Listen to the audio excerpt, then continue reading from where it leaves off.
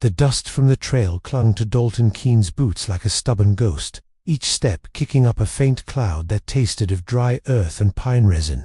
The sun hung low in the western sky, casting the Montana frontier in a golden haze that did little to soften the jagged peaks looming in the distance. His horse, a bay gelding named Rusty, with a coat scarred from years of hard rides, snorted softly as they crested the final rise. Dalton's hands, calloused and mapped with veins like riverbed, worn by floodwaters, loosened on the reins. This was at the cabin he'd staked his last hope on. 3 months earlier, the creditors had come for his ranch, like wolves to a wounded deer. He'd watched from the porch as they loaded his cattle into wagons, their lowing a dirge that echoed his own hollow chest. Samuel's death had been the first crack in his world. The debts piled on like avalanche snow. Now, with the deed tucked into his vestris paper against the worn leather, he sought redemption in isolation. The frontier was unforgiving, a land where men either broke or remade themselves. Dalton intended the latter. The cabin emerged from the pines like a forgotten relic, its logs weathered to a silvery grey, the roof sagging slightly under the weight of last winter's snow. But as he drew nearer, a thin ribbon of smoke curled from the stone chimney, twisting into the crisp air like an unwelcome signal. Dalton's jaw tightened, the muscles bunching under his stubbled cheek. Smoke meant fire, and fire meant someone was inside, warming themselves on wood that was now his by right. His fingers brushed the colt at his hip, the metal cool and familiar, a reminder that out here, ownership was defended with more than paper. He dismounted with a creak of saddle leather, his boots sinking into the needle-strewn ground. The air carried the sharp tang of sap and the faint, sweet rot of fallen leaves. Rusty nickered, sensing his tension, and Dalton tied him to a low branch, his movements deliberate, each not a small assertion of control. Approaching the door, he noted the fresh tracks in the dirt. Small boots, not a man's. The window pane, cracked but clean, revealed the flicker of movement inside, a shadow passing like a wraith. Without knocking, why announce himself on his own land? Dalton pushed the door open. It swung inward with a groan of hinges, releasing a rush of warm air laced with the aroma of baking bread and wild herbs. The interior was dim, lit by the dying light filtering through the single window and the glow from the hearth. And there, across the room by the fireplace, stood a woman, her green eyes locked onto his, wide with startle but unyielding, like emeralds caught in a storm. She froze mid-motion, a poker in her hand, the firelight dancing across her auburn hair, which fell in loose waves over shoulders clad in a faded blue dress. The fabric hugged her frame just enough to hint at the curves beneath, but it was her stance that struck him, feet planted firm, chin lifted, a quiet defiance in the set of her lips. Dalton's breath caught, not from her beauty, though it was there in the fine bones of her face and the faint freckles dusting her nose, but from the unexpected life she'd breathed into this place. Wildflowers, purple lupins and yellow aster sat in a chipped jar on the rough-hewn table, their petals still dewy. The floor was swept clean, the bed in the corner made with a quilt that looked hand-stitched, edges frayed from use but folded with care. This wasn't the squat of a drifter. It was a home, claimed and tended. "You must be the new owner," she said, her voice steady, laced with a faint southern lilt that spoke of warmer lands left behind. She set the poker down with a soft clink against the stone, her hands slender, but marked with the faint scars of hard work clasping together at her waist. Dalton removed his hat, an instinctive gesture of respect that surprised even him. Dust from the brim sifted to the floor like fine snow. "Dalton Keene," he replied, his tone gruff but even. "And this is my cabin. Deed says so." She nodded, those green eyes never leaving his. "Cora Lane, I've been ... staying here." The word staying hung between them, heavy as the smoke in the air. Dalton stepped further inside, the door thudding shut behind him. The warmth from the fire seeped into his bones, chasing the chill of the ride, but it did nothing for the knot in his gut. He'd imagined this moment, arriving to an empty shell, ready to fill it with his own sparse possessions, a bedroll, a rifle, the ghosts of his past. Not this, not her. "Why?" he asked, his gaze sweeping the room again, noting the small touches. A basket of dried apples on the shelf, their wrinkled skins emitting a faint cidery scent. A worn Bible on the windowsill, pages dog-eared from reading. Cora's lips pressed into a thin line, and she moved to the table, her dress whispering against the floorboards. Up close, he saw the fragility beneath her strength, the faint shadows under her eyes, like bruises from sleepless nights. The way her fingers trembled slightly before she stilled them by gripping the table's edge. The previous owner let me, said it was empty. I needed a place. Dalton unfolded the deed, placing it on the table between them. The paper crinkled, a sharp sound in the quiet. He's gone. Sold it to me. Whatever deal you had ends now. Her eyes flickered to the document, then back to him. There was no plea in her gaze, only a quiet resolve that made his chest tighten. I can't leave, Mr. Keene. The simplicity of her words sent a ripple through him, like a stone dropped in still water. Can't, not, won't. He studied her, noting the way she held herself straight-backed, but with a subtle curve to her shoulders, as if carrying an invisible weight. The fire popped, sending sparks dancing up the chimney, and the scent of pine smoke intensified, mingling with the bread's warmth. Outside, the wind picked up, rustling the trees like a warning whisper. Everyone can leave if they've got to, he said, his voice low. But even as he spoke, he felt the lie in it. He'd tried leaving his grief behind, only to find it followed like a shadow. Cora's hand moved unconsciously to her midsection, a protective gesture that lasted only a moment before she dropped it. Not when staying means survival. Dalton leaned against the wall, the rough logs biting into his back through his shirt. Survival. The word echoed his own reasons for being here. The frontier stripped men bare, exposed their frailties under its vast sky. He'd lost his ranch to debts that weren't all his own. Samuel's ventures gone wrong. Medical bills from the fever that took their parents years before. But this woman, with her steady gaze and mended dress, carried her own scars. A faint bruise yellowed on her wrist, half hidden by her sleeve, and he wondered at its origin. Tell me why, he pressed, not unkindly. His quiet kindness was a habit forged in loss. Samuel had been the fiery one, quick to fight, while Dalton had learned that silence often spoke louder. She hesitated, her green eyes darkening like forest depths. The light from the window caught the strands of her hair, turning them to burnished copper. It's not safe out there for me. Not yet.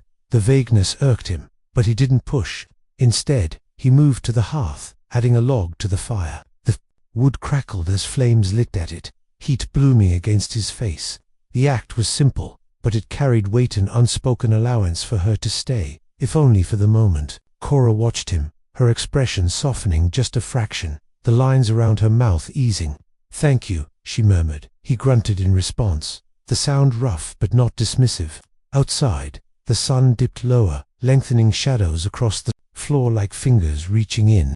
The cabin felt smaller now, the air thicker with unspoken stories. Dalton unpacked his saddlebags by the door, his movements efficient. A tin of coffee, a coiled rope, a spare shirt, stiff with trail dust. Each item thumped softly, grounding him in the reality of possession. As evening fell, Cora busied herself at the stove, her hands deft as she sliced the bread. The knife's rhythmic scrape against the crust filled the space, a domestic sound that clashed with the wildness outside. Dalton sat at the table, his hat beside him, watching the play of light on her profile. She was strong, that much was clear. The way she handled the knife with precision, her posture unbowed, despite whatever chased her. But there was fragility too, the slight hitch in her breath when a gust rattled the window. The way her free hand occasionally brushed her abdomen, as if reassuring something unseen. They ate in near silence, the bread warm and yeasty paired with cheese from his packs. The flavors burst on his tongue, simple, but after days of jerky and hardtack, it was a revelation. Cora's eyes met his across the table, and for a moment, the tension eased. The frontier changes people, she said, softly, makes them see what's worth fighting for. Dalton nodded, chewing slowly, or what they've lost. Her smile was faint, bittersweet, revealing a dimple in her cheek. But before she could reply, a distant sound pierced the dusk, the thud of hooves on the trail, multiple riders approaching. At a clip, Dalton's fork paused midair, his body tensing like a coiled spring. Cora's face drained of color, her knife clattering to the plate. She rose swiftly, moving to the window with cat-like grace, peering out while keeping to the shadows. "How many know you're here?" she whispered, her voice edged with fear. "Nobody," Dalton replied, standing and reaching for his rifle propped by the door. The metal was cold under his fingers, a familiar comfort. Through the glass, he glimpsed them, 3 men on horseback, dust billowing behind like a storm cloud.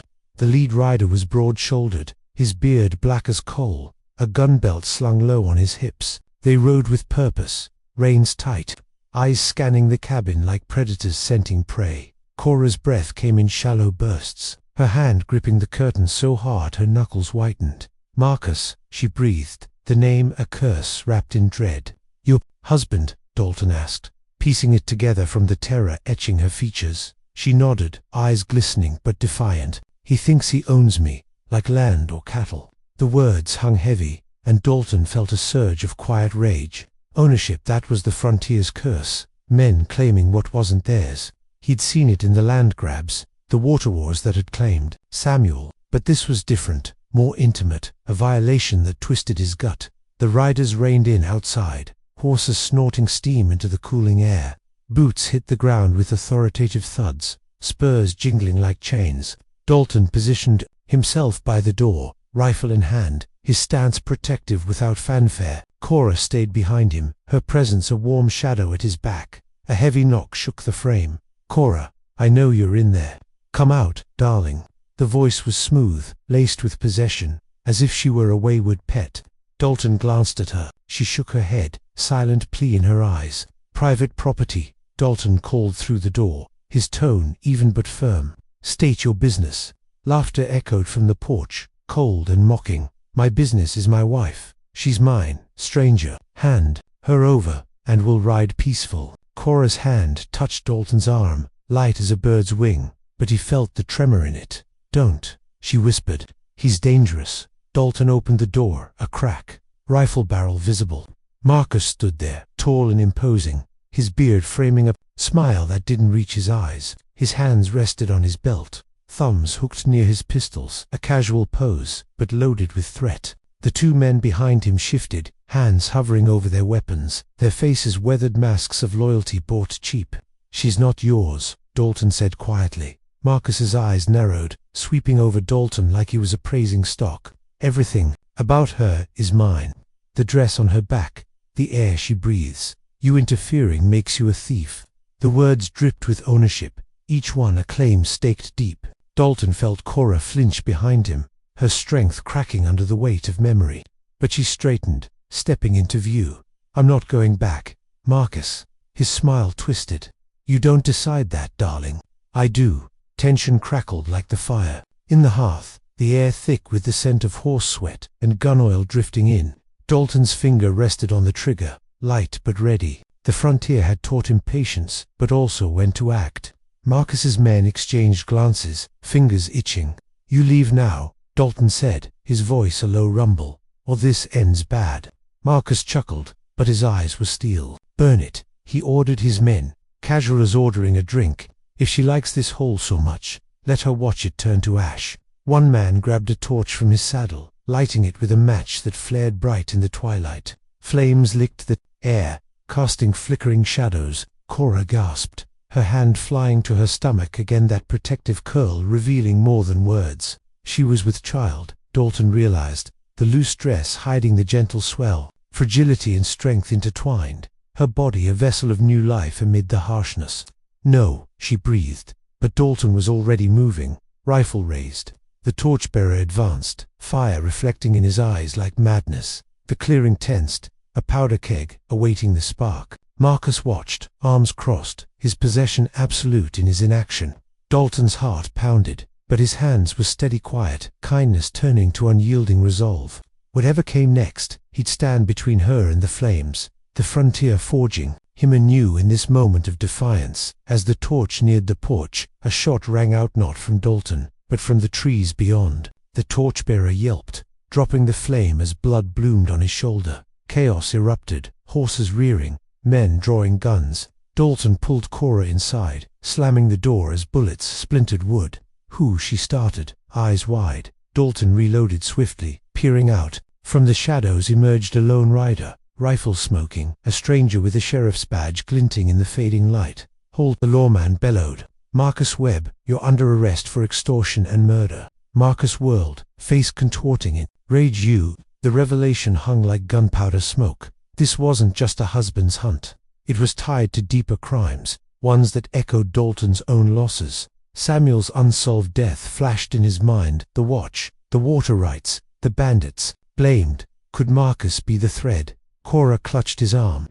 He killed your brother, I heard him boast. Dalton's world tilted, redemption and vengeance colliding in the gunfire's echo. The frontier's harshness had brought him here, to this cabin, this woman, this fight. As bullets flew and shouts filled the air, he knew the transformation had begun, perhaps, forged in the crucible of adversity. Defiance against a world that sought to own and break. But for now, survival was the only norm that mattered. The gunsmoke lingered in the crisp twilight air, acrid and biting, mingling with the metallic tamps of blood seeping into the dirt. Dalton lowered his rifle slowly, his knuckles white against the stock, as Sheriff Harlan's deputies fanned out. Across the clearing, Marcus Webb lay sprawled where he'd fallen, his black beard dusted with Montana soil, eyes staring blankly at the reddening sky. The torchbearer clutched his wounded shoulder, groaning as a deputy hauled him to his feet, irons clinking like a grim punctuation to the chaos. Cora stood beside Dalton, her rifle still warm in her hands, the barrel trembling slightly, not from fear now, but from the aftershock of pulling the trigger. Her green eyes, sharp as pine needles, flicked between the lawman and Marcus's body, her free hand resting protectively on the subtle curve of her belly. Sheriff Harlan dismounted with a grunt, his boots crunching gravel. He was a man in his 50s, face etched with lines like dry riverbeds from years under the frontier sun. His badge caught the last glint of daylight, a silver star pinned to a vest worn thin at the edges. "Keen," he said, nodding to Dalton, his voice gravelly but steady. "Heard the shots from the ridge, figured it was trouble." Dalton holstered his Colt, the leather creaking against his hip. More than trouble. Webb was the one who killed Samuel. Cora here overheard him bragging about it. Harlan's gaze shifted to Cora, softening just a fraction. "Miss Lane Webb spun quite the yarn. In town said bandits took you. Organized a posse himself." He spat to the side, tobacco juice darkening the earth. "Always smelled off to me." Cora met his eyes squarely, her auburn hair tousled by the wind whipping through the pines. "It was extortion, Sheriff. My father's debts. Marcus forced the marriage to clear them."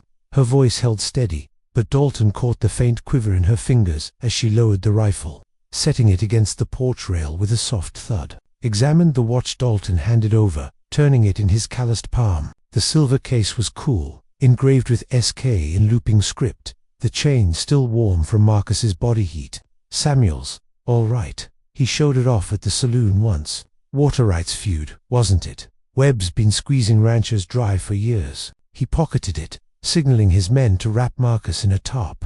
The fabric rustled like dry leaves as they lifted him, blood staining the edges. The wounded man snarled from his horse, wrists bound. "You'll hang for this, Keen."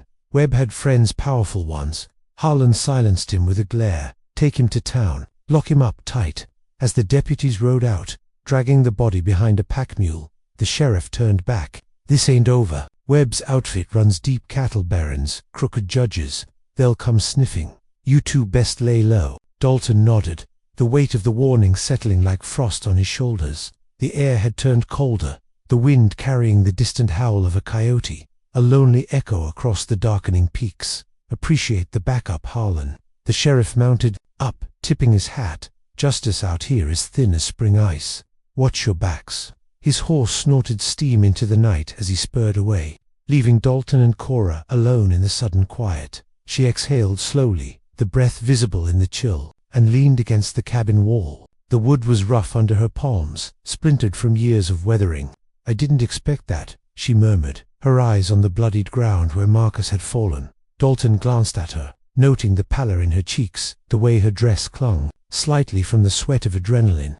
"You handled that rifle like you knew it. My father taught me, before the fever took him." She pushed off the wall, moving inside with purposeful steps, her boots soft on the threshold. Dalton followed, the door creaking shut behind them, sealing out the night's bite. The fire had died to embers, casting a ruddy glow over the room. Cora knelt to stoke it, her movements efficient, sparks flying as she added kindling. The flames revived with a whoosh, heat blooming against Dalton's face as he hung his hat on a peg. The aroma of pine resin intensified, mixed with the faint, lingering scent of gunpowder on their clothes. He watched her for a moment, the curve of her back, the deliberate way she arranged the logs, as if building the fire was an act of reclaiming control. "Why'd you stay?" he asked quietly, breaking the silence. "After I showed up with the deed." Cora straightened, brushing soot from her hands. Her green eyes met his in the firelight, reflecting the dance of flames. "This place, it's hidden, safe, or was?" She paused, her fingers tracing the hem of her sleeve, where the bruise had faded, but not vanished. "Marcus's reach is long. He owned half the territory, ranches, mines, men. Leaving meant risking everything." Dalton pulled out a chair, the legs scraping wood, and sat heavily. His muscles ached from the ride and the fight, a deep fatigue settling in. Samuel crossed him over water. "Our ranch sat on the only spring for miles. Webb wanted it, offered to buy. Samuel said no." He stared into the fire, the crackle filling the pause. "Shot him on the trail, made it look like bandits." Cora poured water from a tin pitcher into a basin, the liquid splashing clear and cold. She dipped a cloth, wringing it with a twist that revealed the strength in her wrists. "I saw the watch once. Marcus wore it like a prize, said it belonged to a fool who didn't know when to fold." She crossed to him, dabbing at a cut on his knuckles from the scuffle. The cloth was cool against his skin, her touch light but sure. He didn't pull away. "You could have told me sooner. Would you have believed a stranger squatting in your cabin?" Her voice was soft, but there was steel beneath it, forged in whatever trials had brought her here. Dalton considered that, the fire's warmth seeping into his bones. The frontier demanded trust earned slow, like thawing earth after winter. "Maybe not, but you fought back tonight. That says enough." She finished cleaning the cut, her fingers lingering a second longer than necessary before withdrawing. "Survival's a shared burden out here. You've lost as much as I have." The words hung between them, a bridge built from mutual scars. Dalton felt a shift, not the rush of infatuation, but a quiet recognition, like finding solid ground after a flood. They ate a sparse supper of bread and jerky by the hearth, the flavors salty and tough, chewed in companionable silence. Outside, the wind howled stronger, rattling the shutters, a harbinger of the storm brewing in the mountains. That night, sleep came fitful. Dalton took the floor, his bedroll spread near the door, rifle within reach. Cora lay on the cot, her breathing, even but watchful, one hand on her belly, as if guarding the life within. The cabin groaned under gusts that smelled of impending snow, the kind that buried trails and isolated souls. Dawn broke gray and heavy, the sky leaden with clouds. Dalton rose first, joints stiff from the cold seeping through cracks in the walls. He stepped outside, breath fogging, to chop wood. The axe bit into logs with sharp thwacks, splinters flying like sparks. The air was crisp, laced with the metallic promise of storm.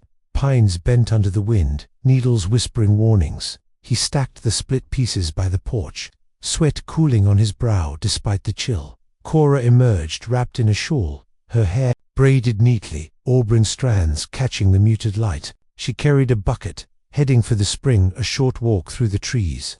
"Water's low," she said simply. Dalton set the axe down, wiping his hands on his pants. "I'll go." Could be stragglers from Webb's crew. She shook her head, green eyes firm. "I know the path, and I'm not helpless." He didn't argue, but followed at a distance, rifle slung over his shoulder. The trail wound through underbrush thick with frost-rimed ferns, the ground crunching underfoot. Birds called sporadically, their songs muffled by the oppressive sky. At the spring, water bubbled clear from rocks, icy to the touch. Cora filled the bucket, her movements graceful, despite the swell of her pregnancy, water droplets splashing onto her boots. On the return, she paused, hand pressing her side. "The baby's active today," she said, a small smile breaking through. Dalton nodded, taking the bucket from her without a word. The weight was solid in his grip, a simple act of aid, boy or girl. "Don't know, just hope for strong." Her voice carried a quiet determination, echoing the land's demand for resilience.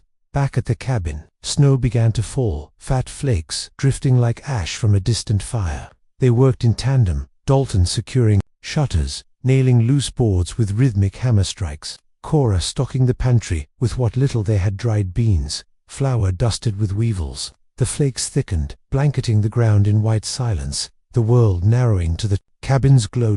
By midday, the storm hit full force. Wind screamed through the eaves, snow piling against the door like an insistent intruder. Inside, the fire roared, heat battling the drafts that snuck in like thieves. Dalton mended a tear in his coat, needle pricking his thumb, a drop of blood blooming red. Cora sat opposite, knitting a small blanket from yarn unraveled from an old scarf. Her needles clicked steadily, the wool soft and grey, smelling faintly of lanolin. "Tell me about Samuel," she said after a while, her eyes on her work. Dalton paused, thread hanging, stubborn as a mule. "Taught me to shoot, to read tracks, lost our parents' young fever. We built the ranch from nothing." His voice roughened, the memory sharp as the needle's point. "Webb's greed took him, left me with debts I couldn't outrun." Cora's needles slowed. "My father was a miner. Struck silver once, but it played out. Debts mounted when he fell ill. Marcus offered to pay the doctors if I married him." She touched her belly again, the gesture tender. "The child's father was a drifter, kind but gone too soon. Accident in the mines. Marcus claimed the baby as his heir, like marking cattle." Dalton set the coat aside, the fire's crackle filling the gap. "No one owns another, not out here." Her gaze met his, green depths holding a spark of gratitude. "You've given me shelter, more than most would." "It's earned," he replied simply. The words sealed something unspoken, a bond tempered in shared loss, not flames of passion but the slow forge of respect. As evening deepened, the storm raged on, isolating them further. They shared stories in low voices, Dalton's tales of cattle, drives under starlit skies, the dust choking his throat, the thrill of open land. Cora's memories of southern warmth, fields of cotton waving like white seas, before debt drove her west. Laughter came rare, but when it did, it warmed the room, more than the fire. Yet tension simmered beneath. Dalton's mind wandered to Webb's friends. Would they seek revenge? His hands strayed to his gun belt, the leather worn smooth from use. Cora's inner conflict showed in quiet moments, a faraway look, fingers tracing her scar-like bruise, wondering if safety was illusion. Night brought a lull in the wind, but danger lurked. A distant shot cracked through the snow-muffled quiet, echoing off the peaks. Dalton bolted upright from his bedroll, heart pounding. Cora stirred, eyes wide in the ember's glow. "Poachers," she whispered, "or scouts?" He grabbed his rifle, cracking. The door, snow swirled in, cold as a blade against his face. The clearing was empty, blanketed white, but tracks marred the purity boot prints, circling the cabin, fresh despite the fall. "Someone's watching," he said, closing the door with a thud. Cora rose, shawl clutched tight. "Webb's men, they won't stop." Dalton barred the door, wood scraping. "Then we prepare." The next days blurred into survival's rhythm. The storm eased, leaving drifts hip-deep, the air brittle with cold that burned lungs on inhale. They ventured out together, Dalton breaking trail with snowshoes fashioned from branches and rawhide, his breaths puffing white. Cora following, gathering snares for rabbits, her steps careful on the slick ground. The forest was silent, save for the occasional creak of burdened trees. Snow dumping in soft thumps. One afternoon, while checking traps, they found a rabbit fur, matted eyes, glassy but fresh. As Cora knelt to retrieve it, a twig snapped nearby. Dalton spun, rifle up, spotting movement. A figure in the trees, coat dark against the white, rifle glinting. "Down," he barked, shoving Cora behind a log. Bullets whined, splintering bark, the scent of shattered wood sharp. She grabbed her pistol from her belt, small but steady in her grip, and returned fire. The report echoing, the assailant yelped, retreating into the haze. Back at the cabin, hearts racing, Dalton bandaged a graze on his arm, blood-staining cloth red. "They're testing us." Cora poured hot water over herbs, steam rising fragrant with mint. "I can ride to town, draw them away." "No." His tone was firm, hand covering hers briefly, calluses rough against her skin. "We face it together." The gesture lingered, a quiet affirmation. Their bond deepened in these trials, respect blooming from shared vigilance, each act of aid a thread weaving them closer. Dalton taught her to read signs in the snow, the depth of prints indicating weight, the direction of bent branches showing passage. Cora shared knowledge of herbs, brewing teas that eased his aches. Her touch clinical but caring. Internal shadows loomed too. Dalton wrestled Ghost Samuel's voice in dreams, accusing him of failing to protect. He'd wake Sweatslick staring at the rafters, questioning if sheltering Cora invited more loss. She battled doubts, was burdening him fair. Her pregnancy advanced, kicks stronger, a reminder of vulnerability in this harsh land. Yet the frontier amplified their connection. A clear night brought aurora lights dancing green overhead, the cold so deep it crackled. They stood on the porch, wrapped in blankets, the spectacle reflected in their eyes.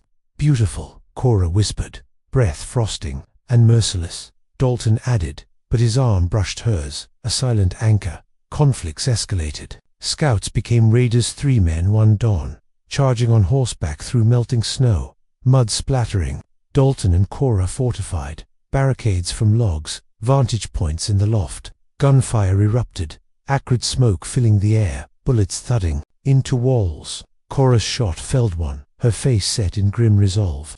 Dalton dispatched another, the third fleeing Dot in the aftermath. Tending wounds his shoulder gashed, her hands scraped. They sat by the fire. "Why fight for me?" she asked, voice raw. "Because it's right," he said. "And because alone we'd break." Her hand found his fingers intertwining, strength shared. Not love yet, but a foundation solid as the mountains. Dot, as spring teased with warmer winds, carrying scents of thawing earth and budding sage. A letter arrived via a wary messenger. Webb's estate contested, allies demanding Cora's return for the child. Legal threats loomed, inner fears surfacing, Dalton's grief twisting into resolve, Cora's fragility hardening to defiance. They planned, gather evidence from Samuel's hidden cache, ride to court. The journey promised peril, ambushes, floods from meltwater rivers roaring like beasts. But in their fragile alliance, forged in blizzard and bullet, they found unyielding strength. The frontier, with its savage beauty, had transformed them not into lovers impulsively, but partners earned through fire. And as they saddled horses, under a tentative sun, the path ahead gleamed with promise and threat, pulling them deeper into the unknown.